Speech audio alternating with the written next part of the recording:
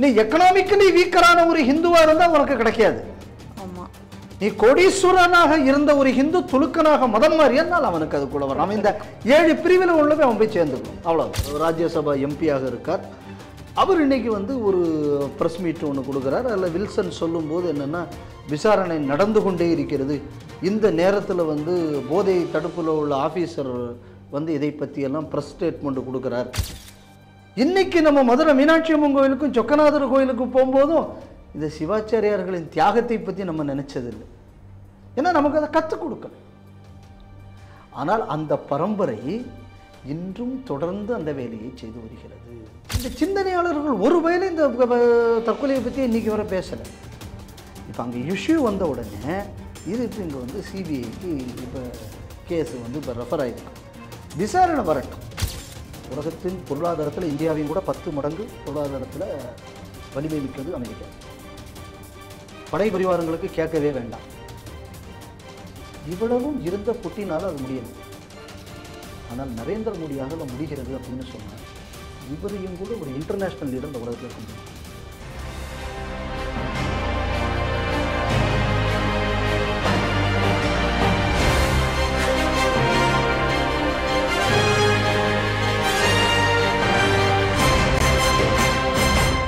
TV நேயர்களுக்கு வணக்கம். இன்றைய செய்திகள் சிந்தனைகள் நிகழ்ச்சிக்கு உங்களை வரவேற்கிறோம். இன்றைய செய்திகள்: மதம் மாறிய முஸ்லிம்களுக்கு ஜாதி சான்றிதழ் வழங்க தமிழக அரசு ஆணை. போதை மயமாகும் தமிழகம், கவர்னர் கவலை. சமயபுரம் அம்மன் மூர்த்தத்தின் மீது தீ பரவாமல் காத்த சிவாச்சாரியார் காயங்களுடன் கவலைக்கிடம்.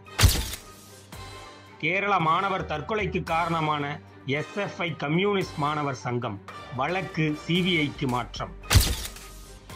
உக்ரைன் மீது அணுகுண்டு தாக்குதல் நடத்தும் ரஷ்ய திட்டத்தை தடுத்து நிறுத்திய பிரதமர் மோடி. இந்த செய்திகளை குறித்து நாம் திரு பாலகௌதமன் அவர்களுடன் சிந்திக்க இருக்கிறோம். வாருங்கள் நேயர்களே. வணக்கம் சார்.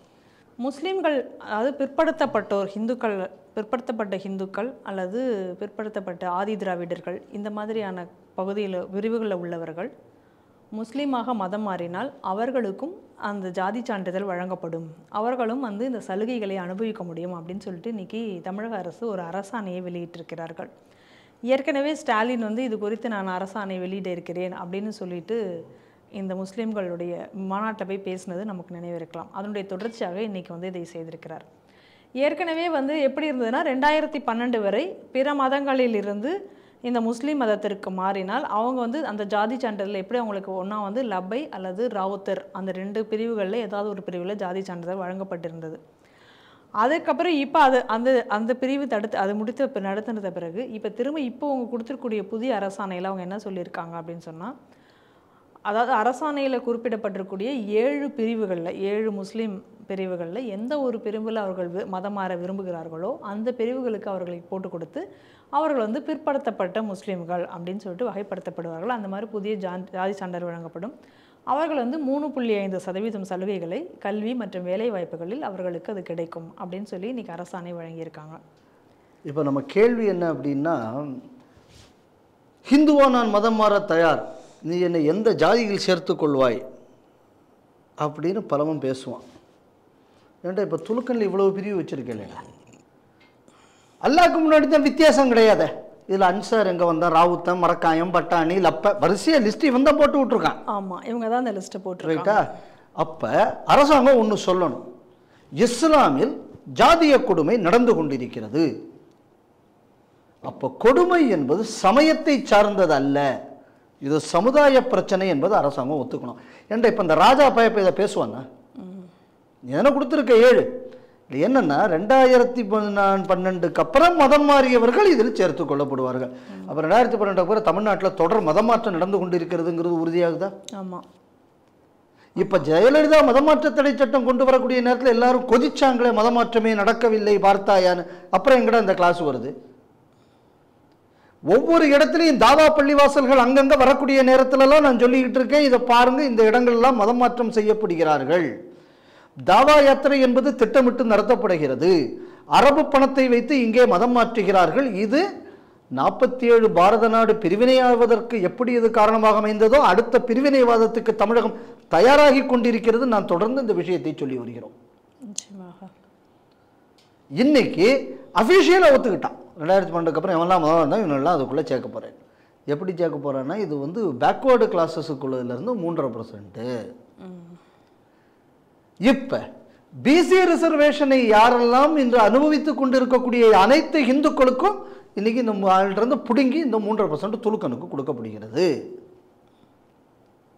ஏன் இப்போ பிசி ஹிந்து கூட்டமைப்பில் பலர் நாங்கள் தான் பிசியின் வாய்ஸ் அப்படின்னு சொல்லி இந்த ராகுல் ஸ்டாலின்லாம் சொல்லுவீங்களே, இப்போ இந்த சமுதாயத்துக்கு துரோகம் செய்திருக்கிறது யாரு?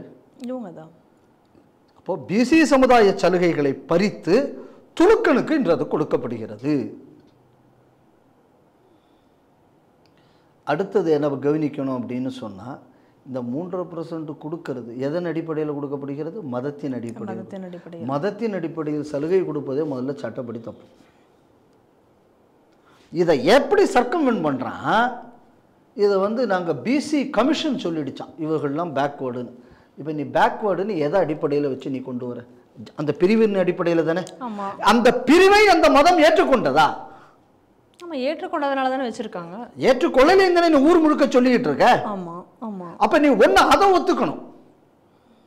அப்போ இவ்வளவு பிரிவை வைத்து ஜாதி அரசியல் பண்ணக்கூடிய தீண்டாமையை செய்து வரக்கூடிய இஸ்லாம் ஏண்டா அப்போ தீண்டாமையை ஒழிக்கப்பட வேண்டும் என்றால் சனாதன ஒழிப்பு மாநாட்டுக்கு போறேன்னு ஒரு பய சொன்னான் ஒரு சினிமாக்காரப்ப மந்திரியா இருக்க. அப்படியே ஏண்டா இப்போ நீ மாநாடு நடத்துடா, இந்த துலுக்க பிரிவை ஒழிக்கும் மாநாடு. அவன் சிற்கொழிப்பு மாநாடு நடத்துறான்ல, இந்த மாதிரி துலுக்க பிரிவுகள் ஒழிப்பு மாநாடு நீ நடத்து. நீ நேர்மையானவனா இருந்த நீ முதல்ல அதை செய்யடா. இப்போ இந்த 3.5% இடஒதுக்கீடு என்பது ஹிந்து பிசிக்களுக்கு இழைக்கப்பட்ட துரோகம். ஏற்கனவே மதம் மாறின பயல்களுக்கு எஸ்சி அந்தஸ்து கொடுக்கும்போது நான் சொன்னேன் ஹிந்து எஸ்சி இதை பிடுங்கி கொடுக்குறான். இன்னைக்கு ஹிந்து பிசிக்களிடமிருந்து பிடுங்கி கொடுக்கப்படுகிறது. இப்போ இந்த கான்டெக்ஸ்டில் இன்னொன்று பார்க்கணும். எக்கனாமிக்கலி வீக்கர் செக்ஷனுக்கு சென்ட்ரல் கவர்மெண்ட் கொடுக்குது, அதுக்கு ஜாதி சர்டிஃபிகேட் கூட கொடுக்கக்கூடாதுன்னு சொல்லி தடுத்தது தமிழ்நாடு அரசு. நியாயம் தானே? இப்போ எல்லா கலெக்டருக்கும் ஆர்டர் போட்டிருக்கானா உடனடியாக அம்புட்டு பயல்களுக்கு இப்போ கொடுக்கணும்னு. அப்போ என்ன அர்த்தம் இதிலிருந்து நம்ம புரிஞ்சுக்கணும்னா, நீ இந்த துலுக்க பிரிவில் ஒரு ஃபார்வர்டு கம்யூனிட்டியில் இருக்கிறவனோ எந்த கம்யூனிட்டியில் இருக்கிறவனோ இந்த துலுக்க கம்யூனிட்டியில் போய் சேர்ந்தீங்கன்னா உங்களுக்கு அந்த இடஒதுக்கீடு 3.5% உண்டு. நீ எக்கனாமிக்கலி வீக்கரான ஒரு ஹிந்துவா இருந்தால் உனக்கு கிடைக்காது. ஆமாம், நீ கோடீஸ்வரனாக இருந்த ஒரு ஹிந்து துலுக்கனாக மதம் மாறியனால் அவனுக்கு அதுக்குள்ள வரும். அவன் இந்த 7 பிரிவில் உள்ளவே அவன் போய் சேர்ந்துக்கணும், அவ்வளோதான். அப்போ இதன் நோக்கம் என்ன அப்படின்னா, ஹிந்துக்களை மதம் மாற்றுவதற்காக. நீ மதம் மாறினா உனக்கு சலுகை. ஒன்று பிசிக்கு துரோகம், இன்னொன்று எஸ்சிக்களுக்கும் ஃபார்வர்டு கம்யூனிட்டியில் உள்ளவர்களுக்கும் துரோகம். அப்படி ஒரு வச்சு எல்லாத்தையும் அடிச்சிட்டான். ஆனால் மைனாரிட்டி சலுகையும் இவர்கள் வாங்குவார்கள். அதான் அதில் கவனிச்சுக்கணும். அது என்ன, அது நாங்கள் ரிலீஜியஸ் மைனாரிட்டி. அப்போ நீ ஏன்டா அந்த மதத்துக்கு மாறி போன? ஏன்னா உங்கள் மதத்தில் தீண்டாமை இருக்குல்ல, அதனால் நாங்கள் மாறி போனோம். இப்போ இங்கே என்ன மண்ணாங்கட்டிக்கிடா பண்ணி போகிற?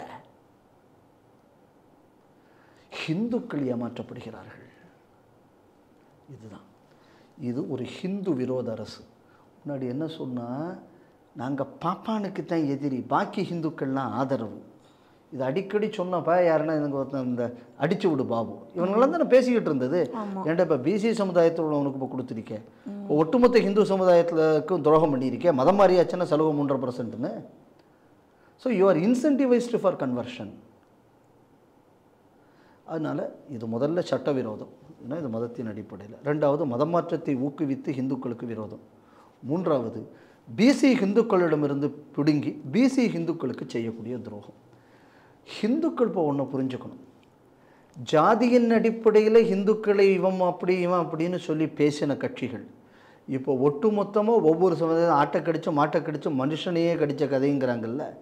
இன்றைக்கி அதுதான் நடந்திருக்கிறது தமிழகத்தில். இது ஒவ்வொரு ஹிந்துவும் எதிர்க்க வேண்டிய ஒரு விஷயம். ஏற்கனவே இந்த பேக்வேர்டு கிளாஸ் முஸ்லீம்ங்க கூடிய கோட்டாவில் பழனி கோயிலில் தேவிகுமாரி காலேஜ்னு ஒன்று இருக்குது கன்னியாகுமரி மாவட்டத்தில், அது தேவசம் போர்டு கீழே வருது. அதில் வேலைக்கு அட்வர்டைஸ்மெண்ட் போடும்போது இந்த பேக்வர்டு கிளாஸ் முஸ்லீம் கோட்டாவை கொண்டு வந்தாங்க. மதம் மாறின கிறிஸ்தவனுக்கு அங்கே வந்து கொண்டு வந்தாங்க. ஸ்ரீபதிங்கக்கூடிய ஒரு நண்பர் தான் அதுக்காக வேண்டிய வழக்கு தொடர்ந்து அதை தடுத்து நிறுத்த வேண்டிய ஒரு போராட்டத்தில் ஈடுபட்டார். வழக்கறிஞர் பாஸ்கர் அவர் தான் அந்த கேஸை நல்லபடியாக ஆர்கியூ பண்ணி கொடுத்தாரு. எதுக்கு சொல்ல வரேன்னா, இந்த மாதிரி ஆல்ரெடி இருக்கும்போதே இந்த மாதிரி போராட்டம் நடந்துக்கிட்டு இருக்கு. இப்போது இந்த ஸ்ட்ரீம்லைன் பண்ணக்கூடியதில் என்ன ஆகும் அப்படின்னு சொன்னால், எவனா ஒருத்தன் கஷ்டப்படக்கூடியவன் இருக்கானா, நீ மதம் மாறினா இந்த 3% கோட்டாவில் உனக்கு இடம் கிடைக்கும். இப்படி சொல்லி மதம் மாற்றத்தை ஊக்குவிப்பதற்காக செய்து உடனே இதுக்கு வந்து ஜவா கொரிலா வந்து ஆதரவு தெரிவிச்சிட்டார். தெரிவிக்க தானே செய்வார். ஏன்னா அவர் தானே முதல்ல தாவா பள்ளி வாசலை கட்டி எல்லாரும் தாவா பண்ணுறோம்னு ஆரம்பித்ததே. அதுதானே அந்த நமக்கு முத்துத்தேவம்பட்டி மதரசா இருக்குன்னா, அதுக்கு முன்னாடி குலாம் முகமதுன்னு ஒருத்தர், இதையும் கூட ஒரு அந்த ஆள் தான் முதல்ல ஆரம்பித்தது. நம்ம திருப்பனந்தாளில் முதல்ல ஆரம்பித்தா. அப்படி அதுக்கப்புறம் இங்கேருந்து அங்கே கொண்டு போனது முத்துத்தேவம்பட்டியில். முதல்ல அதை ஆரம்பித்தது நம்ம திருப்பனந்தாளில் தான். அந்த ஆள் தான் முதல்ல அந்த தாவா சென்டர் ஆரம்பித்தது. இப்போ எவ்வளவு இடத்துல மதமாற்றம் நடந்து கொண்டு இருக்கிறதா இல்லை தான் 2012க்கு அப்புறம் அப்படின்னு சொன்னது. இதைத்தான் ஹிந்து முன்னணிக்குள்ள ஜிஹாதி ஆவணப்படத்தில் நம்ம சொன்னோம். இன்றைக்கி நம்ம என்ன சொன்னோமோ என்று அது நடந்து கொண்டிருக்கிறது.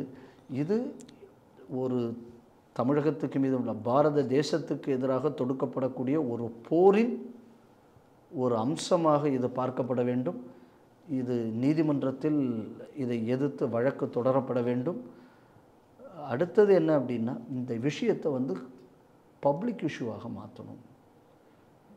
அரசியலில் இன்றைக்கி பாஜக இருக்குது. பாஜக என்ன பண்ணணும்னா, இந்த மாதிரி ஹிந்து பிசிக்களுக்கு துரோகம் செய்திருக்கிறார்கள், துலுக்க ஓட்டுக்காக ஹிந்து பிசிக்களுக்கு துரோகம் செய்திருக்கிறது திமுக அரசுங்கக்கூடிய பிரச்சாரத்தை பாஜக கட்சி தமிழகத்தில் முன்னெடுக்க வேண்டும்னு நான் நினைக்கிறேன். தமிழகத்தில் பெருமளவு இந்த போதைப் பொருட்கள் கைப்பற்றப்பட்டிருக்கிறது குறித்து ஆளுநர் வந்து மிக கவலை தெரிவித்திருக்கிறார். அவர் அதில் சொல்லும் பொழுது அது குறித்து ஒரு செய்தி வெளியிட்டிருக்கார். அந்த செய்தியில் அவர் சொல்லியிருக்கிறது என்னென்னா, ஏற்கனவே என்னிடத்தில் வந்து பல பேர் இது குறித்து வந்து பெற்றோர்கள் வந்து ரொம்ப கவலை தெரிவித்திருந்தார்கள். ஏன்னா மாணவர்கள் வந்து அவங்களுடைய பள்ளிக்கூட வளாகங்களிலும் கல்லூரி வளாகங்களிலும் போதைப் பொருட்கள் எளிதாக கிடைக்கின்றன அப்படின்னு கவலை தெரிவித்திருந்தார்கள்.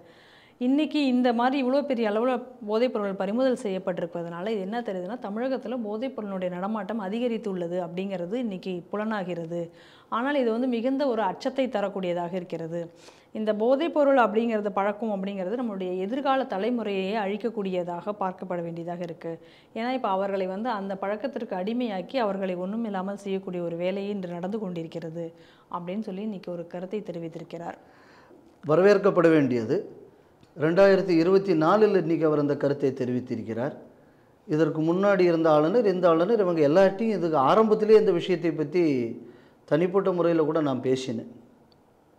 பரவாயில்ல, கொஞ்சம் லேட்டாக முடிச்சுக்கிட்டாங்க. ஏதோ முடிச்சுக்கிட்டதுக்கு நம்ம வந்து பாராட்டணும். இதில் கவனிக்க வேண்டியது என்ன அப்படின்னு சொன்னால், அவர் சொன்ன இதை ஒரு போதை தலைநகராக இது கிட்டத்தட்ட மாறி வருகிறது அப்படிங்கக்கூடிய அச்சத்தை தெரிவித்திருக்கிறார். தொடர்ந்து நம்ம இந்த விஷயத்தை ஸ்ரீ டிவியில் சொல்லிக்கிட்டு வரோம். அட்லீஸ்ட் இப்போ மாதிரி இவங்க வந்து இன்றைக்கி அதை பற்றி கவர்னர் பேசியிருக்கிறார் என்பது பாராட்டத்தக்கது. இது ஒரு பக்கம் இந்த போதை பிரச்சனைகள்லாம் வரக்கூடிய நேரத்தில் இது வரும்போது இதுக்கும் பயங்கரவாதத்துக்கும் என்ன தொடர்பு இருக்குன்னு இதுக்கு முந்தின செய்திகள் சிந்தனைகளில் நான் சொன்னேன்னு நான் நினைக்கிறேன். கரெக்டாக? ஆமாம். இதுக்கு முந்தின செய்தியில் இதுக்கு எப்படி பயங்கரவாத தொடர்பு, எப்படி இதில் சீனா விளையாடுது, எப்படி Tamil Nadu exit Punjab entry point for drug, இதெல்லாம் நம்ம விலாவரியாக பேசிட்டோம். ஆனால் நான் அந்த சப்ஜெக்ட்டுக்கு திரும்பி போகலை. ஆனால் இந்த பிரச்சனைகள் நடந்துக்கிட்டு இருக்கிற நேரத்தில் இன்றைக்கி வில்சன் ஒருத்தர் ராஜ்யசபா எம்பியாக இருக்கார். அவர் இன்றைக்கி வந்து ஒரு ப்ரெஸ் மீட் ஒன்று கொடுக்குறார். அதில் வில்சன் சொல்லும்போது என்னென்னா, விசாரணை நடந்து கொண்டே இருக்கிறது. இந்த நேரத்தில் வந்து போதை தடுப்பில் உள்ள ஆஃபீஸர் வந்து இதை பற்றியெல்லாம் ப்ரெஸ் ஸ்டேட்மெண்ட் கொடுக்குறார். அது இந்த நேரத்தில் கொடுப்பது என்பது ரொம்ப தப்பு. எலெக்ஷன் வர்ற நேரத்தில் இவர் இப்படியெல்லாம் கொடுக்கலாமா இவர் கேட்குறார். யார்? இந்த வில்சன். இதை கேட்குறதுக்கு இவருக்கு என்ன யோக்கியதை இருக்குதுன்னு நான் கேட்குறேன். ஏன்னா இப்படி செய்வது வந்து மக்கள்கிட்ட தப்பான அபிப்பிராயத்தை ஏற்படுத்துமா? யார்? வில்சன் சொல்கிறார். இந்த ஆள் கோர்ட்டில் ஆர்கியூ பண்ணான். ஒரு மேலே பேசுகிறேன்னு தப்பாக நினைக்காதீங்க. They deserve this. சனாதன தர்மத்துக்குள்ள பற்றி இப்போ மோசமாக பேசுகிற சனாதன தர்மத்தை பற்றி நம்ம உதயநிதி பேசினதுக்கு அந்த ஆள் குற்றவாளின்னு இப்போ அந்த தீர்ப்பு வேறு ஜட்ஜுக்கு கொடுத்துட்டாங்கல்ல. ஆனால் அதை ஒரு வயலும் பேப்பரில் கவர் பண்ணல. அது வேறு. அந்த கேஸில் இவர் ஆர்கியூ பண்ணும்போது பிரம்மன்கிறத பார்த்து உங்கள் சாமியே பிராமண ஜாதி என்று எழுதியிருக்கிறேன் இவர் கோர்ட்டில் நான் இன்னைக்கு இருக்கேன். உடனே ஜட்ஜே சிரிச்சாங்க. பாரு பிரம்மன்னு எழுதியிருக்கு, ஏன் அப்போ நீ கோர்ட்டிலேயே நீ இந்த மாதிரி இன்னொருத்தனை அவமதித்து பிரச்சாரம் பண்ணிய எந்த விதத்தில் நியாயம்? உதயநிதிக்கு மேலே கோவரண்டோ பெட்டிஷன் மனோகர் போடுறாப்படி, அதுக்கு நீங்கள் ஒரு அஃபிடவிட்டு தாக்கல் பண்ணுறீங்க. இந்த அஃபிடவிட்டில் நீங்கள் ஏதாவது அந்த கேஸ் சம்மந்தமாகப்பட்டு எழுதியிருந்தீங்களே? ஏன்னா அந்த அஃபிடவிட்டை நான் பார்த்தேன் முழுக்க முழுக்க முழுக்க முழுக்க முழுக்க ஹிந்துக்களை பற்றி தப்பாகவும் தப்பான விஷயங்களை மட்டும்தானே அஃபிடவிட்டில் பொய்யத்தானே சொன்னீங்க கோர்ட்டில். அதுக்கு தானே இன்றைக்கி ஜட்ஜ்மெண்ட்டு கொடுக்கும்போது இந்த உதயநிதி கேஸில் உதயநிதி பண்ணது கிரிமினல் குற்றம்னு அந்த அம்மா சொல்லிச்சு, அந்த அனிதா சுமந்த் அம்மையார் அந்த ஜட்ஜ்மெண்ட்டில் சொல்லும்போது நீ இதை பற்றி படிக்கவும் இல்லை, நீ இதை படிக்க முயற்சி பண்ணவும் இல்லைன்னு அந்த ஜட்ஜ்மெண்ட்லேயே இந்த அம்மா சொல்லியிருக்கு. உனக்கு என்ன யோக்கியதை இருக்குது இதை பற்றி பேசுறதுக்கு? காலங்காலமாக பொய்ய சொல்லி மக்களை ஏமாத்துறது தான் தொழிலாக கோர்ட்டில் அஃபிடவிட்டை இப்படி போட்டு ஆளுவாங்க. இதை பற்றி பேசக்கூடாது. சரி, அப்போது நான் சர்வாதிகாரியாக மாறிவிடுவேன் அப்படின்னு சொன்னது யார்? ஸ்டாலின்.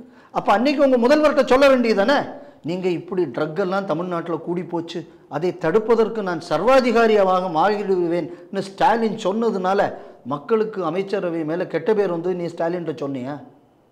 ஏன்னா அப்போ ஸ்டாலின் சொல்லலாமா, ஆபீசர் சொல்லப்படாதா? அப்போ எதுக்கு ஸ்டாலின் அன்றைக்கி எஸ்பிக்கள் கலெக்டர் மாநாட்டில் சொன்னார்? சரி, அன்றைக்கி அவர் சர்வாதிகாரியாக மாறி இருந்தால் இன்றைக்கி இவர் இந்த பேட்டி கொடுக்க வேண்டிய தேவை வந்திருக்காது இல்லை? ஆமாம், நிச்சயமாக.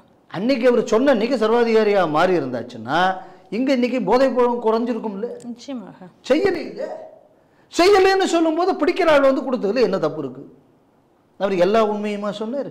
ரெண்டாவது, அந்த கட்சியில் அவர் இருந்தார், நாங்கள் அவரை பிடிச்சி வெளியில் தள்ளிட்டோம் அப்படின்னு எங்கள் கட்சியின் பொறுப்பாளர் ஒரு பேட்டியில் கொடுத்தாரு. ரைட்டு. சிற்றரசு வீட்டில் ரைடு போகும்போது இந்த பத்திரிகைக்காரனை ஏன் அவங்க கட்சிக்காரன் அடித்தான்ப்ப? இப்போ சிற்றரசை ஏன் நீ கட்சியில் வச்சுருக்க? அதுக்காக வேண்டியது துளுங்க. அவன் பேர் என்ன? பேர் என்ன? ஜாஃபர் சாதிக் இல்லை, அந்த ஷஹீர், அவன் பேர் ஒரு ஷபீர் அகமது. அவங்க இருந்து ஒரு போராட்டம் நடத்தினேம்னா இந்த போராட்டத்துக்கு அப்புறம் சத்தத்தையே காணல. அதை எதிர்த்து கவர் பண்ண போன பத்திரிகைக்காரங்க எல்லாம் போய் கேஸ் போட்டாங்க. அப்புறம் ஷபீர் அகமது என்னாச்சுன்னு தெரியல, அன்றைக்கி ஒரு நாள் கத்துனதோட சரி. ஸோ அது எதுக்கு அப்படின்னு சொன்னால் இந்த போதையிலிருந்து இதை மாற்றுவதற்காக திமுக வர்சஸ் பத்திரிகையாளர்னு ஒரு செட்டப். நான் அன்றைக்கே அந்த விஷயத்தை தான் சொன்னேன். இதே செய்திகள் சிந்தனையில் சொல்லும்போது இது ஒரு டைவர்ஷனரி டாக்டிஸ். போதையில் இவர்கள் சம்பந்தப்பட்டிருக்கிறார்கள் என்பதை மறைப்பதற்காக இது ஒரு டைவர்ஷனரி டாக்டிஸ்னு இன்றைக்கி அது நிரூபிக்கப்பட்டிருக்கிறது. சரி, அப்போ சிற்றரசு எந்த கட்சிக்காரரு? அவங்க கட்சிக்காரங்க தான். அவர் மேலே நீங்கள் என்ன நடவடிக்கை எடுத்தீங்க? எதுவும் எடுக்கலையே. பத்திரிகைக்காரன் அடித்தா அப்படி இல்லை, எதுக்கு அடித்தா? அவங்க நார்கோட்டிக்ஸ் கண்ட்ரோல் ரைடுக்கு போனதுனால அங்கே அடிக்கப்பட்டா, அதை கவர் பண்ண போனதுனால இவர் மீது தாக்குதல் நடத்தப்பட்டது. அவர் மேலே நடவடிக்கை இருந்தீங்க. ஏதோ நீங்கள் ஏதோ உங்கள் கட்சியில் எல்லாமே யோக்கியனாக இருக்கிற மாதிரியும் ஏதோ ஒருத்தன் தவறு பண்ண மாதிரியும். சரி, அமீர் என்னை சுற்றி என்ன நடப்பது என்பது தெரியவில்லை. எனக்கு தெரிஞ்ச அந்த ஆள் எடுத்து 3 படமோ 4 படமோ, ஆமாம் மொத்தமே 4 படம் எடுத்தது. அதில் 3 படம் சூப்பர் ஃப்ளாப்பு, 1 படம் தான் ஓடிச்சு. ஆமாம். அப்புறம் அந்த ஆள் கையில் எப்படியே இவ்வளோ பணம் வந்தது? அவரே கூட சொல்லியிருக்கார், பருத்தி வீரன் படம் எடுத்து என் கையில் எதுவுமே இல்லாமல் போயிட்டேன், நான் ஒன்றுமே இல்லாமல் போயிட்டேன், எல்லாம் போயிட்டு ஒன்றும் இல்லைன்னு. அப்புறம் அவர் கையில் அவர் இவ்வளோ நாள் எப்படி சர்வை வந்தார்? இப்போ இதெல்லாம் கேட்குறவன் கேனைன்னு நினைக்கிறாங்க, அப்படி தானே? நிச்சயமாக அப்படி தானா? ஏற்கனவே கருணாநிதி சொன்ன மாதிரி தான். ஸோ அப்போது போதை என்பதுக்கு ஏதோ உங்கள் கட்சி ஆதரவு இல்லாத மாதிரி அப்படின்னா ஒன்று பண்ணுங்க. இந்த போதை வழக்கு வருது இல்லை, உங்கள் ஆளுகள்லாம் ஆஜராக சொல்லுங்களேன். யாருக்கெல்லாம் சம்மன்ஸ் கொடுக்குறாங்களோ அவங்க யாரும் கோர்ட்டில் போய் சேலஞ்ச் பண்ணக்கூடாது, எனக்கு சம்மன்ஸ் அனுப்பப்படாதுன்னு சேலஞ்ச் பண்ணக்கூடாது. ப்ரோபுக்கு உங்கள் கட்சி ஒத்துழைக்குமா? முதல்ல ப்ரோபுக்கு ஒத்துழைக்கணும்னா சிற்றரசுக்கு மேலே கட்சியை விட்டு நீக்குங்க, முதல்ல செய்யுங்க. நீங்கள் போதைக்கு எதிராக நாங்கள் தான் என்றுமே குரல் எழுப்பி வருகிறோம். இதுக்கு இடையில் வில்சன் கேட்டேன்னா விஜயபாஸ்கர் கேஸுக்கு இவங்க ஒரு கதையை சொல்கிறாங்க. சரிப்பா, உங்கள் கட்சிக்காரங்க மேலே இதே புகார் வந்துச்சுல்ல, அந்த நேரத்தில் என்ன நடவடிக்கை எடுத்தீங்க நீங்கள்? ஏன்னா கள்ளச்சாராயம் குடிச்சு செத்தவனுக்கு 10 லட்சம் கொடுத்தது தானே, கள்ளச்சாராயம் வித்தவனுக்கு 50,000 கொடுத்தது தானே, குடிகாரன்னு சொல்லாத அவனை சொன்னால் எனக்கு கோபம் வரும்னு சொன்ன அமைச்சர் உங்களுக்கு தானே. அப்புறம் போதைப் பொருளுக்கு எதிராக நீங்கள் இருக்கீங்கன்னு சொல்லு, இது கேட்கறதுக்கு காமெடியாக இருக்கா இல்லையா? முதல்ல சாராய கடையை திறந்ததே கருணாநிதி தானே. ஆமாம். தமிழ்நாட்டை போதைமயமாக்கின கட்சியே இந்த கட்சி. இவருக்கு ஒன்று இன்றைக்கி வில்சன் இப்படி ஒரு பேட்டி கொடுக்குறேன்னா போதைக்கு எதிராக நாங்கள் தான் போராடுகிறோம். அப்படியே போராடக்கூடியவங்கன்னு இன்றைக்கி நீங்கள் ஒத்துழைச்சிருக்கணும்ல இந்த ப்ரோபுக்கு. கண்டிப்பாக. ஸோ அதனால் இன்றைக்கி கவர்னர் இந்த பேக்ரவுண்டில் இந்த விஷயத்தை பேசியிருக்கிறது என்பது உண்மைக்குமே அது ஒரு பாராட்டத்தக்கது. ஆனால் அந்த முதல்ல இதுக்கு அண்ணாமலை ஒரு அறிக்கை கொடுத்தார் ஃபஸ்ட்டில். அதுக்கப்புறம் எந்த சத்தத்தையும் பிஜேபி பக்கத்தில் காணலை. எனக்கு உண்மைக்குமே இது வருத்தம் அளிக்கக்கூடிய ஒரு விஷயமாக நான் பார்க்கிறேன். ஏன்னா அரசியலுக்காக திமுகவை மிரட்டக்கூடிய ஒரு சாதனமாக இது ஆகிவிடக்கூடாது அப்படிங்கக்கூடியது என்னோட கவலை. இதை தொடர்ந்து இது ஒரு பெரிய இஷ்யூவாக ஃப்ளேரப் ஆகணும். ஏன்னா எப்படி இன்றைக்கி பஞ்சாப் வந்து டீகெப்பாசிட்டைஸ் ஆனாங்களோ, பஞ்சாபியில் உள்ள பஞ்சாபி மக்களுக்குள்ள திறன் எப்படி குறைந்ததோ அந்த மாதிரி நாளைக்கு தமிழகத்தின் திறன் குறைந்து விடக்கூடாது. தமிழகத்தின் எதிர்காலம் இதை கவர்னர் இன்றைக்கி கரெக்டாக ஃப்ளாக் பண்ணியிருக்காரு. அதனால் இதை தொடர்ந்து இதை ஒரு பெரிய ஒரு பப்ளிக் இஷ்யூவாக மக்கள் எடுத்து செல்ல வேண்டும். இது பிஜேபி மட்டுமல்ல, இந்த நாட்டில் இருக்கிற ஒவ்வொரு ஆளுகளுக்குள்ள கடமை. இன்னும் 15-20 வருஷம் இது தொடர்மையானால் இந்த ட்ரக் மெனாஸுங்கிறது இருந்தாச்சுன்னா அதுக்கப்புறம் நீங்கள் வந்து இங்கே இருக்கக்கூடிய மக்களுக்குள்ள ப்ரொடக்டிவிட்டிங்கிறது முழுக்க காணாமல் போயிடும். ரெண்டாவது, யார் வேண்டுமென்றாலும் இந்த நாட்டை அடிமைப்படுத்த முடியும். ஆப்பிரிக்காவில் இந்த எத்தியோப்பியா டான்சானியாலாம் எப்படி நாசமாக போச்சு அந்த மாதிரி பாரத நாடு ஆகிவிடும். அதுவும் குறிப்பாக தமிழகம் ஆகிவிடும். அந்த ஒரு சூழலில் இன்றைக்கி தமிழகம் இருக்கிறது. இன்னும் சொல்லப்போனால் இன்றைக்கி நிறைய சிந்தட்டிக் ட்ரக்ஸ் வந்திருக்கு. வேறு ட்ரக்காவது வளர்த்துறதுக்கு நீங்கள் வந்து பாப்பி கல்டிவேஷன் நடத்தணும். இது நீங்கள் வந்து ஒரு கராஜிலேயே நீங்கள் கெமிக்கல்ஸை வச்சு லேபில் பண்ணிட்டு போயிடலாம். ஸோ அந்த மாதிரியான ட்ரக்கோட நடமாட்டம் இருக்கிறது. இது வந்து உண்மைக்குமே இந்த நாட்டு மக்களின் திறனை குறைப்பது மட்டும் இல்லாமல் இந்த நாட்டு மக்கள் மனதையும் மூளையையும் மழுங்கடிக்க செய்து இந்த நாட்டை அடிமைப்படுத்தி விடும். பயங்கரவாதிகளுக்கு இதுதான் வந்து இன்றைக்கி வந்து பணம் கொடுக்கக்கூடிய ஒரு சோர்ஸாக இருந்து கொண்டிருக்கிறது. அதனால் இதை வந்து கடுமையான நடவடிக்கை அரசாங்கம் இதன் மீது எடுக்க வேண்டும் என்பது என்னோட அபிப்பிராயம். சமயபுரத்தில் பூச்சொரிதல் விழா நடந்து கொண்டிருக்கிறது. இந்த சமயத்தில் அந்த இடத்துல கோவிலில் ஒரு தீப்பிடித்தல் சம்பவம் நடந்திருக்கிறது. ஆனால் அம்பாள் மேலே அந்த தீ பட்டுவிடக்கூடாது என்பதற்காக அந்த அம்பாளை கட்டிப்பிடித்து அந்த அம்பாளை காப்பாற்றிய சிவாச்சாரியார்கள் பற்றியும் நம்ம இங்கே வந்து இந்த நியூஸில் பார்க்குறோம். என்ன அப்படின்னு சொன்னால் நம்ம ஒரு வருடமும் ஆண்டுதோறும் பூச்சொரிதல் விழா இந்த சமயத்தில் நடக்கக்கூடியது வழக்கம். அந்த மாதிரி அந்த சமயபுரம் மாரியம்மன் கோவிலில் அபிஷேக அம்பாள் அப்படின்னு சொல்லிட்டு அங்கே பின்புறம் இருக்கிறது. அதுக்கு வந்து இன்னொரு பேர் வந்து என்ன சொல்லுவாங்க அப்படின்னு சொன்னால் அருள்மிகு சூரப்ப நாயக்கர் அம்பாள் அந்த சன்னதியில் பூஜை முடிந்து தீபாராதனை காமிச்சு கொண்டு இருந்திருக்காள். பக்தர்கள் நிறைய பேர் இருந்திருக்காங்க, பார்த்துட்டு இருந்திருக்காங்க. அப்போ தீபாராதனை காமிக்கும் பொழுது மேலே அந்த வெட்டிவேர் பந்தல் போட்டு அலங்காரத்துக்கு வச்சுருந்துருக்காங்க. அந்த தீபாராதனை உயர்த்தி காமிக்கும் பொழுது அந்த பந்தலில் வந்து தீப்பிடித்து விட்டது. அதை உடனடியாக அந்த தீ பட்டு அம்பாள் மேலே விழுந்து விடும் அப்படிங்கிற இதில் வந்து இவங்க அந்த 2 பேர் சிவாச்சாரியர்களும் அம்பாளை வந்து அணைத்து அப்படியே அதை தடுத்திருக்காங்க. அதே நேரத்தில் புடவைகள் மற்ற துணிகளை எல்லாம் வச்சு பக்தர்களும் போராடி அந்த தீயை அணைத்திருக்கிறார்கள். அதில் அந்த 2 சிவாச்சாரியர்களுக்கு மேலும் மிகுந்த தீக்காயம் ஏற்பட்டு அவர்கள் மருத்துவமனையில் அனுமதிக்கப்பட்டிருக்கிறார்கள். இதுதான் தெய்வத்துக்கும் மனிதனுக்கும் உள்ள தொடர்பு.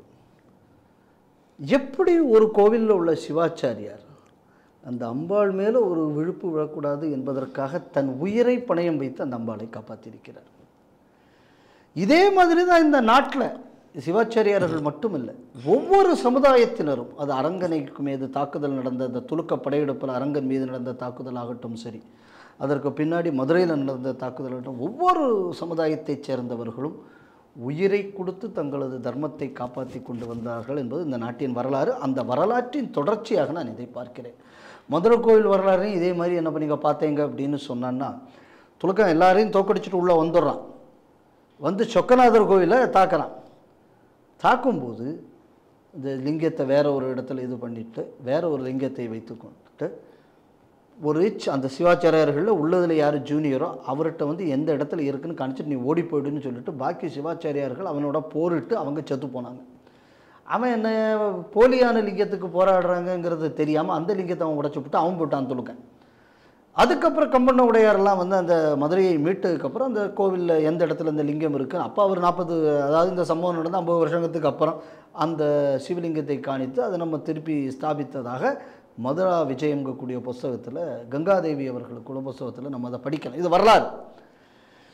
இன்னைக்கு நம்ம மதுரை மீனாட்சி அம்மன் கோயிலுக்கும் சொக்கநாதர் கோயிலுக்கும் போகும்போதும் இந்த சிவாச்சாரியார்களின் தியாகத்தை பற்றி நம்ம நினைச்சதில்லை.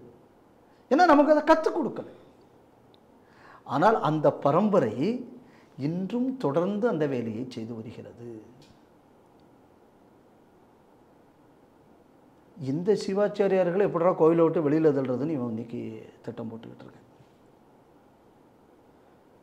எதை கவனிக்கணும் அப்படின்னா, ஒரு கோவில், அந்த கோவிலில் இருக்கக்கூடிய ஒவ்வொரு சிப்பந்திகளும் ஒவ்வொரு சமுதாயத்தை சேர்ந்தவர்களாக இருப்பார்கள். காவலுக்கு மெய்காப்பல் அவங்க ஒரு சமுதாயமாக இருப்பாங்க, பூக்கட்டுறவங்க ஒரு சமுதாயமாக இருப்பாங்க. அதே நேரத்தில் அந்த கோவிலில் ஓதுவார்கள் ஒரு சமுதாயத்தை சேர்ந்தவர்களாக இருப்பார்கள், கோவிலுக்கு வாத்தியங்கள் வாசிப்பவர்கள் ஒரு சமுதாயமாக இருப்பார்கள். ஆனால் இந்த ஒவ்வொரு சமுதாயத்துக்காரங்களும் அந்த தெய்வத்தை எப்படி பார்த்தாங்க? நம்ம அம்பாள், நம்ம தகப்பந்தாய்க்கு, நம்ம குழந்தைகளுக்கு ஒரு ஆபத்து நடந்தால் நான் எப்படி பாதுகாப்பேன், அந்த மாதிரி அந்த அம்பாளையோ இல்லை அந்த சுவாமியவோ நான் பாதுகாக்க வேண்டும். இந்த உணர்வு தான் இன்றும் இந்த நாட்டை ஹிந்து நாடாக வைத்து கொண்டிருந்தது இருக்கிறது. இந்த உணர்வை கெடுப்பது தான் இன்னைக்குள்ள ஹெச்ஆர்என்சி செய்யக்கூடிய வேலை. மக்களை மண்ணிலிருந்து அந்நியப்படுத்துவது.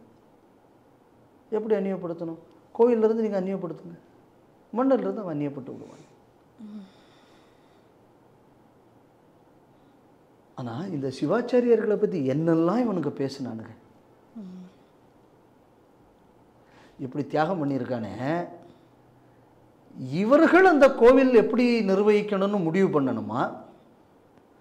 கோயில் பணத்தை எடுத்து உனக்கு எதுக்கு சீலை, சக்தி வாய்ந்த இறைவனின் கோயிலில் பூட்டிச்சாவு இதற்குன்னு சொல்லக்கூடிய அண்ணாத்துறை பிறந்த நாளுக்கு இந்த கோயிலில் நீ சோறு போடணும்.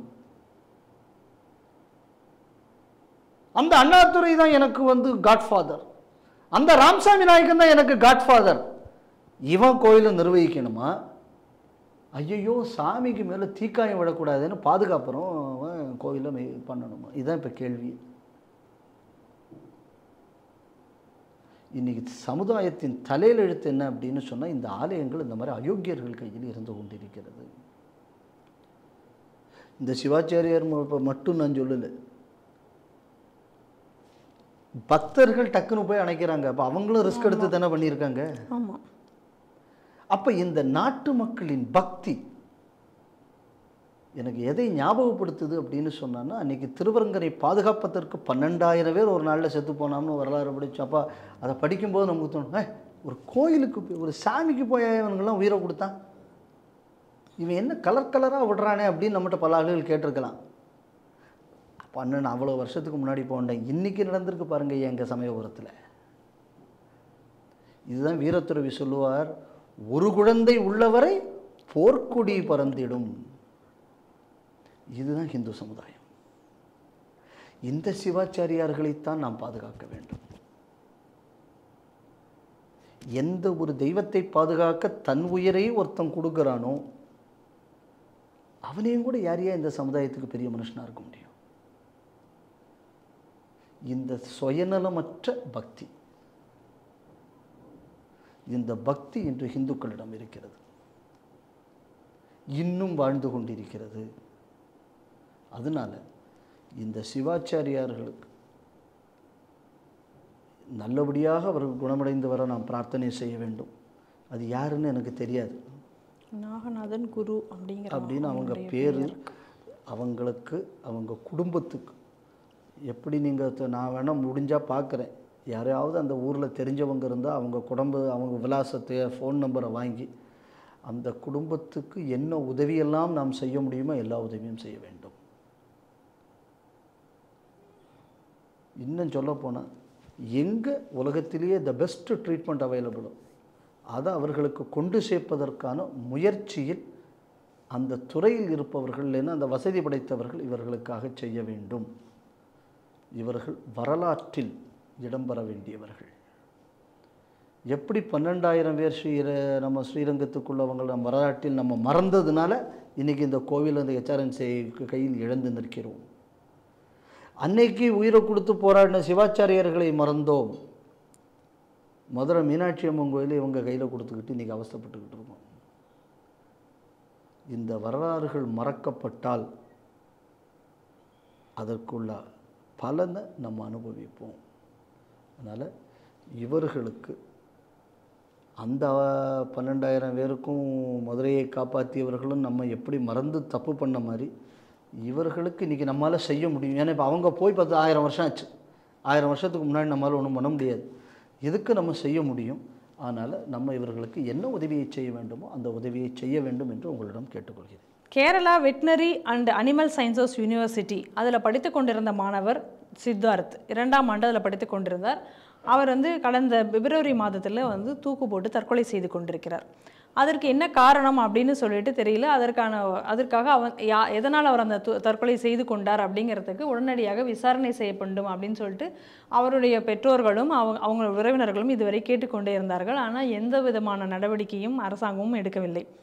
இந்த நிலையில் இவர்கள் நாங்கள் உண்ணாவிரதம் இருக்க போகிறோம் அப்படின்னு சொல்லலாம் அப்படிங்கிற மாதிரியான போராட்டங்களை எல்லாம் அறிவித்தார்கள். அது மட்டும் இல்லாமல் அந்த மாணவனுடைய பெற்றோர், அதாவது சித்தார்த்தனுடைய பெற்றோர் முதல்வர் பினராயி விஜயனை சந்தித்து அவரிடம் கோரிக்கையும் வைத்திருக்கார், உடனடியாக இதுக்கு நடவடிக்கை எடுக்கணும்னு.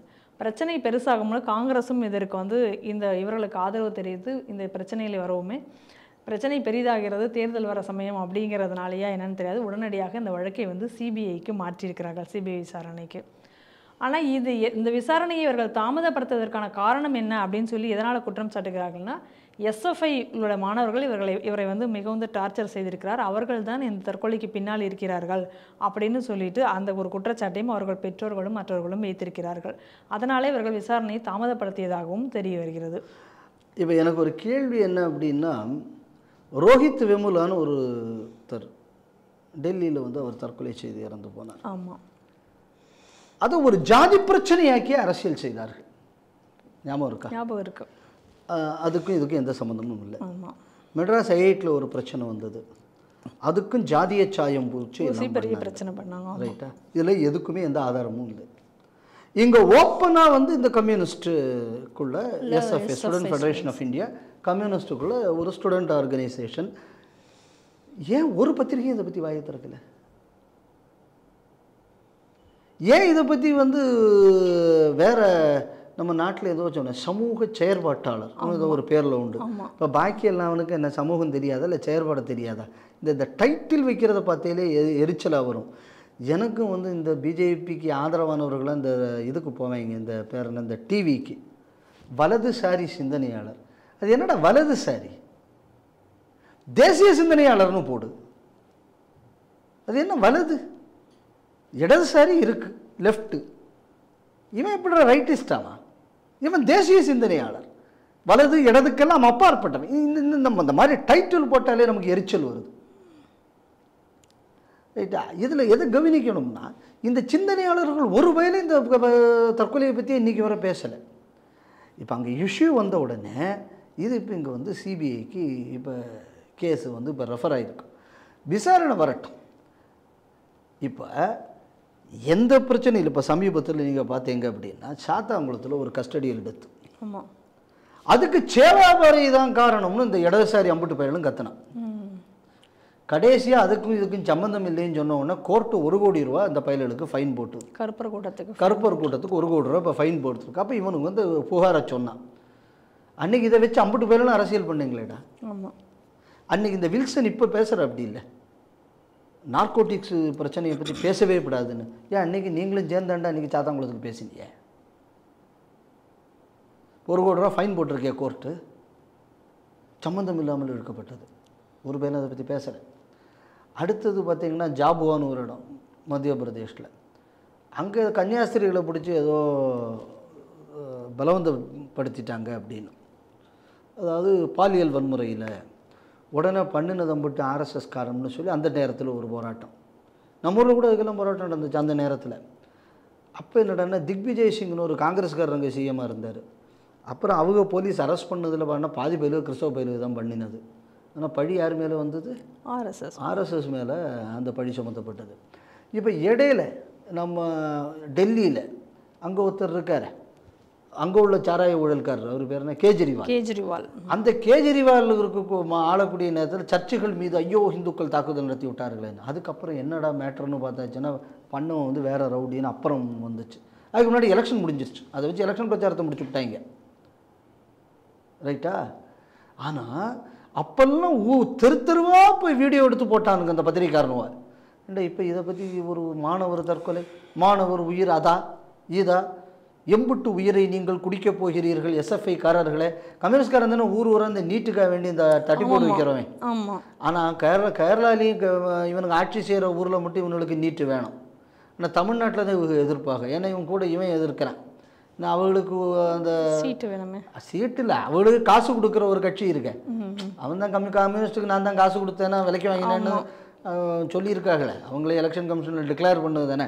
அவங்கள்ட்ட காசு வாங்கி திங்கக்கூடிய இவனுக்கு கூட இருக்கிறதுனால இவனுக்கு அதுக்கு இவ்வளவு உயிர் பலி நியாயமா இவன் கேட்குறான். ஏன்டா இப்போ கேட்க வேண்டியது தானே, கொன்னவனே நீ தானே. உலகத்தில் எங்கு மாணவர்களுக்கு பிரச்சனை வந்தாலும் நாங்கள் அப்படி நட்டுப்போம், நீங்களேடா கொன்னதே நீங்கள் தானேடா. இப்போ இது ஏதாவது பத்திரிகைக்காரன் போட்டானா? இல்லை, கொன்னது நீங்கள் தான் அப்படிங்கக்கூடியதை ரொம்ப தெளிவாக அவங்க வீட்டுக்காரங்க சொல்கிறாங்க. ஏன் ப்ரோபுக்கு கூட நீங்கள் முதல்ல ரெடி இல்லாமல் இருந்தீங்க? எலெக்ஷன் வந்தப்போ தானே ப்ரோபை பற்றியே வராங்க. ஏன்னா காங்கிரஸ் அதை பிரச்சனையாக்குதுன்னு சொன்ன உடனே அப்போ எதை மறைப்பதற்காக இன்றைக்கி வந்து அந்த பினராயி அரசாங்கம் இந்த வேலையை செய்தது. இதனை அந்த பையனுக்கு அரசியலுக்கு சம்மந்தமே கிடையாது. அரசியலில் சம்மந்தப்பட்டவன்னா கொள்ள விடுறது நியாயமானு கேட்காதீங்க, ஏன்னா அது கம்யூனிஸ்டுக்குள்ளே இயல்பு. அப்போ எந்த அளவு வந்து இந்த நாட்டில் இந்த மாதிரியான வன்முறைகள் அதிகப்படுவதற்கு காரணமே இந்த நாட்டில் இருக்கக்கூடிய பத்திரிகைகள். இந்த மாதிரி செலக்டிவாக பத்திரிகை தர்மம் என்பது வேறு, உனக்கு சொந்தமாக ஒரு அபிப்பிராயம் இருக்கலாம். ஆனால் நான் பத்திரிகைன்னு ஒரு இடத்துல நான் வந்துட்டேன் அப்படின்னா நான் அந்த இடத்தில் நான் என் நடுவுநிலையிலே நான் வந்து மாறக்கூடாது. I can't be biased. எல்லாருக்கும் ஒரு ஐடியாலஜிக்கல் பயாஸ் இருக்கும், ஆனால் பொய்யை நான் எழுதக்கூடாது. ட்ரூத்ஸ் அப்படி தான் இருக்கும். என்னோட பர்செப்ஷன் வேணால் வேறையாக இருக்கலாம், ஆனால் புழுகிறதுங்கக்கூடியது எந்த விதத்தில் பத்திரிகை தர்மம். அப்போ இதை பார்க்கும்போது ஆர்எஸ் பாரதி பத்திரிகைக்காரர்களை பற்றி சொன்னது சரின்னு தானே தெரியுது. இது ஏதோ ஒரு நல்ல ஒரு விஷயம். சிபிஐ இந்த கேஸை it has to go to the bottom of the case. இந்த மாதிரி என்னென்னலாம் கேம்பஸில் இந்த மாதிரியான ரேகிங்கள் நடக்கிறது, அதில் என்னெல்லாம் ஸ்டூடெண்ட்ஸ் யூனியன்கள் சம்மந்தப்பட்டிருக்கு, இல்லை ரேக் பண்ணுறவன் வந்து தனக்குள்ள சேஃப்டிக்காக ஸ்டூடெண்ட்ஸ் யூனியனை பயன்படுத்துகிறார்களா, இந்த மாதிரியான கண்ணோட்டத்தில் கூட இந்த வழக்கு என்பது விசாரிக்கப்பட வேண்டும். கடுமையான நடவடிக்கை எடுக்கணும்னு நான் நினைக்கிறேன். பிரதமர் மோடியால் தான் உக்ரைன் மீதான அணு தாக்குதலை வந்து தடுக்க முடிந்தது அப்படின்னு சொல்லிட்டு இன்றைக்கி CNN வந்து ஒரு ரிப்போர்ட்டை வந்து கொடுத்துருக்காங்க. அதில் சொல்லியிருக்காங்க, மற்ற நாடுகள் வந்தாலும் கூட பிரதமர் மோடி அவர்களுடைய அந்த அவுட்ரீச், அவருடைய பப்ளிக் ஸ்பீச், இதெல்லாம் தான் வந்து அவங்க மனநிலையை மாற்றியது. புட்டின் கிட்ட அவர் கொண்டு போன செய்திகள் எல்லாமே, அதனால தான் வந்து இந்த அணு தாக்குதல் தடுத்து நிறுத்தப்பட்டது அப்படின்னு சொல்லி இன்றைக்கி சொல்லியிருக்காங்க. ரெண்டாவது அவர் என்ன, புட்டின் கிட்ட வந்து இந்த ஒரு இடம்ங்கிறது யுகம்ங்கிறது வந்து இது வந்து இந்த மாதிரியான பெரிய பெரிய போர்களை நடத்துவதற்கான காலம் இல்லை அப்படிங்கிறதே அவர் எடுத்து சொன்னது. இதெல்லாம் தான் இதற்கு காரணம் அப்படின்னு இன்றைக்கி சொல்லியிருக்காங்க. நான் பலமுறை நான் சொல்லியிருக்கேன், மோடி என்பவர் ஒரு அரசியல் தலைவர் அல்ல, ஒரு மகான், உலகத்தை வழிநடத்த அவதரித்திருக்கிறார். இதுதான் சத்தியம். இங்கே அரசியலுக்காக ஒவ்வொருத்தரும் சண்டை போட்டுக்கிட்டு இருக்காங்க. ஆனால் மோடி வந்து வேறு ஒரு பர்பஸுக்காக வேலை செய்து கொண்டிருக்கிறார். உங்களுக்கு காலையில் என்ன பேசுகிறேங்கிறது சாயங்காலம் தெரியாமல் கத்தக்கூடிய ராகுல் காந்தி மாதிரியோ, துண்டிச்சிட்டையே தப்பாக வாசிக்கிற முதல்வர் ஸ்டாலின் மாதிரியோ இல்லை Modi. A person has got his task cut out.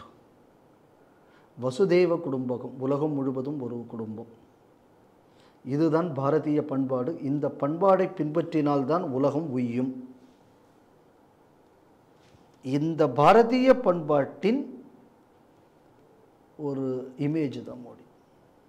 இந்த பாரதிய பண்பாட்டை உலகம் முழுவதும் கொண்டு போய் உலகத்தின் சமாதானத்தை, ஒரு சமாதானம் என்பதை விட உலகத்தில் இருக்கக்கூடிய உலகத்தின் சம்பிருதியை அதிகப்படுத்துவது, செழிப்பை ஏற்படுத்துவது, இதற்காக அவதரித்த ஒருத்தர் தான் நரேந்திர மோடி.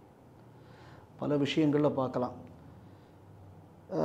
ஃபைசர் இந்த மாதிரி 2-3 கம்பெனிகள் தான் முதல்ல இந்த கொரோனா ஊசின்னு சொன்னாங்க.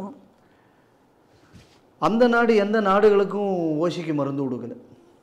பல பல பல பல பல கோடிகளை சம்பாதிச்சவனுங்க கொடுக்கல. 100 கோடி மக்களுக்கு 140 கோடி மக்கள் தொகை இருக்கக்கூடிய நாட்டுக்கு கொடுத்து விட்டு பல நாடுகளுக்கு இந்த ஊசியை கொடுத்தவர் நரேந்திர மோடி. பல கோடிக்கணக்கான மனித உயிர்களை பாதுகாத்திருக்கிறார். ஒரு எக்ஸாம்பிளுக்கு, இன்றைக்கி ரஷ்யா சண்டையிலேருந்து ஏதோ நம்ம ஆளுகளை கூலிக்கு போன ஆளுகளை சண்டைக்கு அவன் யூஸ் பண்ணிட்டா, இப்போ அவங்கள கூப்பிட்டு வந்துருக்கு. இப்போ நேபாளிலேருந்து சொல்கிறாங்களாம் எங்கள் ஆளுகளையும் மீட்டுத்தானே நேபாள்காரன். ஆமாம், பார்த்தேன் நானும் செய்தியை. செய்து கொடுக்க போகிறார். பாகிஸ்தான் பக்கம் கடலில் கொஞ்சம் பேர் 4 நாளாக தேடினானா கிடைக்கலையாம். பாகிஸ்தான்காரன் இந்திய நேவிட்ட வந்து ஐயா எங்காலும் கொஞ்சம் பேரை தேடி கொடுன்னு வந்திருக்கேன். இங்கே ஒரு பயம் இருக்கான் 4 மாவடியில். அவனுக்கு பேர் மோகன் சி லாசரஸ்ன்னு. மோடியை ஒழிக்க போகிறேன், ஜபம் செய்யுங்கள்னா.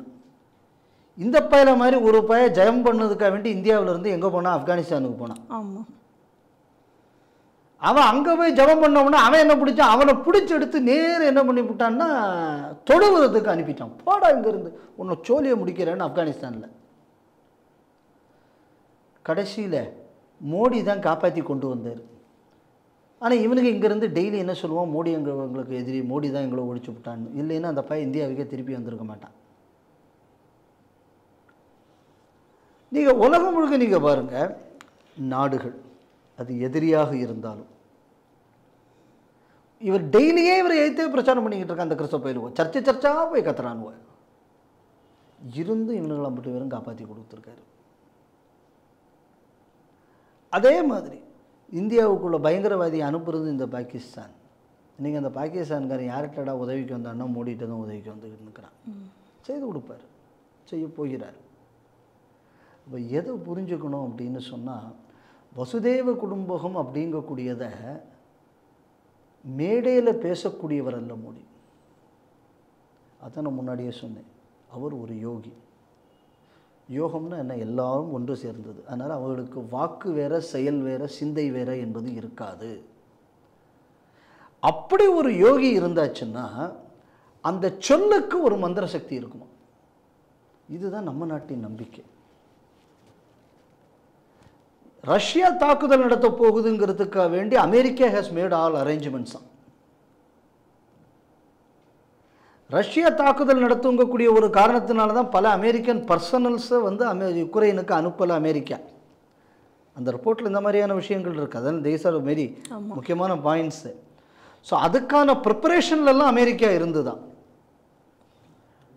அப்போது ஒரு விஷயம் தெளிவாக தெரியுது, உலகத்தின் பொருளாதாரத்தில் இந்தியாவையும் கூட 10 மடங்கு பொருளாதாரத்தில் வலிமை மிக்கது அமெரிக்கா. படை பரிவாரங்களுக்கு கேட்கவே வேண்டாம். இவ்வளவும் இருந்த புட்டினால் அது முடியலை. ஆனால் நரேந்திர மோடியால் முடிகிறது அப்படின்னு சொன்னால், இவரையும் கூட ஒரு இன்டர்நேஷ்னல் லீடர் இந்த உலகத்தில் இருக்க முடியுமா? யோசிச்சு பாருங்க. அந்த கேலிபரில் ஒரு லீடர் கடந்த 20 ஆண்டுகளில் இந்த உலகத்தில் காட்டுங்க. கிடையாது. இதுக்கு முன்னாடி இருந்த இன்டர்நேஷ்னல் லீடர்ஸ் அப்படின்னு சொல்லக்கூடியவர்கள் எல்லாமே ஒன்று படபரிவார பணபலத்தோடித்தான் இருந்தார்கள். மனிதர்களை ஜெயித்து அந்த விஷயத்தை சாதிக்க ஒரு ஆள் சொல்லுங்க. கிடையாது. ஒரு ஆள் முன்னாடி ரீகன் இருந்தார், அவர் இருந்தார். எல்லாம் அமெரிக்காங்கிற ஒரு பிரசிடென்சி. அந்த பணம், அந்த ஏன்னா 2 சூப்பர் பவர், ஒன்று ரஷ்யா, ஒன்று இவங்க, அப்படித்தான் இருந்தாங்க. இந்த 2லேயும் இந்தியா இல்லை இப்போ. ஆனால் இந்தியாவால் சாதிக்க முடிகிறது. அதுதான் தபசுக்குள்ள மகிமை. இது எங்கிருந்து வந்ததுன்னு, இதுதான் இந்திய பண்பாடு. இன்டர்நேஷ்னல் யோகா டே, இது என்ன கிம்மிக்கும்பாங்க. இதுதான் ஒரு புரிதலை மனிதர்களுக்கு ஏற்படுத்துகிறது. நான் இந்தியன் என்பதை விட நான் பாரதியனாக வாழ்ந்து காட்டும்போது எனக்கு அந்த சக்தி வருது. நான் இந்தியன் அப்படிங்கக்கூடிய ஒரு பேரை மட்டும் போட்டுக்கிட்டு நான் ஒரு வெஸ்டர்னராக வாழ்ந்தேன்னு வைங்க, இந்தியன் நேஷனல் காங்கிரஸ் இருக்கு. ஆனால் எனிதிங் அபவுட் இந்தியா நான் வந்து கண்டம் பண்ணுறேன். கம்யூனிஸ்ட் பார்ட்டி ஆஃப் இந்தியாங்கிறேன். ஆனால் இந்திய பண்பாட்டை டெய்லி திட்டுறேன். அது எழுதுறதுக்குன்னு சொல்லி எங்கள் ஆளுகளெல்லாம் ஜேஎன்யூவில் படிக்கவும் வைக்கிறாங்க. அதுலேயே பலது இருக்குது. அதில் இடதுசாரி, வலதுசாரி, வாயில் சாரி, பூனா சாரின்னு பல சாரிகள் இருக்கு. அதில் எம்எல் கிர்மல் எல்லாம் ஒன்று தானே. அந்த இந்தியன் அதில் இந்தியன்னஸ் இல்லை. ஆனால் பாரதிய பண்பாட்டின் வழியில் ஒருத்தர் தலைவராக இருந்து அவர் இந்த நாட்டின் பிரதமராக வரும்போது இந்த நாடும் வளர்ச்சி பெற்றது. பாரதத்தின் பண்பாடுங்கிறது என்னது? வசுதெய்வ குடும்பம். வாடிய உயிரை கண்டபோதெல்லாம் வாடினேன். நம்ம வள்ளலார் பெருமான் சொன்னது. இது எல்லாம் உலகம் முழுவதும் என்று போய் சேர்கிறதுன்னா என்ன? உலகம் முழுவதும் சுபிட்சம் ஏற்படுகிறது. அதற்கு காரணமாக இந்த பாரத நாடு இருந்திருக்கிறது. அதனால மோடி அவர்கள் பிரதமராக இருந்த காலத்தில் இந்த பாரத நாட்டில் நாம் வாழ்கிறோம் என்பதில் நாம் கொடுத்து வைத்திருக்கோம். 2024 இப்போ தேர்தல் வரப்போகுது. பாரத தேசம் முழுக்க இந்த பண்பாட்டை கொண்டாட வேண்டும் என்பதற்காக மோடிக்கு வாக்களிக்கிறது. தமிழகம் பின்தங்கி விடக்கூடாது. அந்த மகானின், அந்த யோகியின் கரத்தை வலுப்படுத்த இந்த தேர்தலில் நம்ம தெரிஞ்சவங்களெல்லாம் கொண்டு ஓட்டு போட வச்சோம்னா, இதே மாதிரி ஃப்யூச்சரில் வேறு ஏதாவது ஒரு கான்ஃப்ளிக்ட் வந்தால் கூட, என்ன நியூக்ளியர் வாரை பற்றி உங்கள் எல்லாருக்கும் தெரியும், நான் தனியாக சொல்ல வேண்டியதில்லை. அது அந்த ஊரில் மட்டுமா அதோட பாதிப்பு இருக்க போகுது? பல இடங்களில் அதோட பாதிப்பு இருக்க போகுது. இருக்கக்கூடிய குளோபல் வார்மிங் எல்லாம் பார்க்கும்போது அப்படி ஒரு நடந்ததுன்னா என்விரான்மெண்ட்டில் there will be a catastrophe will be there. அதனால் இது மூலம் உலகத்தை ஒரு மகான் காப்பாற்றியிருக்கிறார். இன்னும் ஃப்யூச்சரில் இந்த மாதிரியாக ஒரு பிரச்சனை வந்தாச்சுன்னா இதை எதிர்கொண்டு சரி செய்ய வல்ல ஒரே உலகத் தலைவர்னு இன்றைக்கி அவர் தான். அதனால் மோடிக்கு நம்ம போடக்கூடிய ஓட்டு என்பது ஒரு அரசியல் கட்சிக்காக போடக்கூடிய ஓட்டு அல்ல, ஒரு மனித சமுதாயத்துக்கு போடக்கூடிய ஓட்டு மட்டுமில்லை, எல்லா உயிரினங்களுக்கும் போடக்கூடிய ஓட்டு மட்டுமில்லை. இந்த உலகம் என்பது கெட்டுப்போகாமல் மீண்டும் நல்லபடியாக இருக்கணும் அப்படின்னு சொன்னால் மோடிக்கு உங்களது வாக்குகளை நீங்கள் கொடுக்க வேண்டும்னு நான் கேட்டுக்கிறேன். நன்றி சார். வணக்கம். இன்றைய செய்திகள் சிந்தனைகள் நிகழ்ச்சி இத்துடன் நிறைவு பெறுகிறது. மீண்டும் நாளை சந்திப்போம். நன்றி, வணக்கம், ஜெய் ஹிந்த்.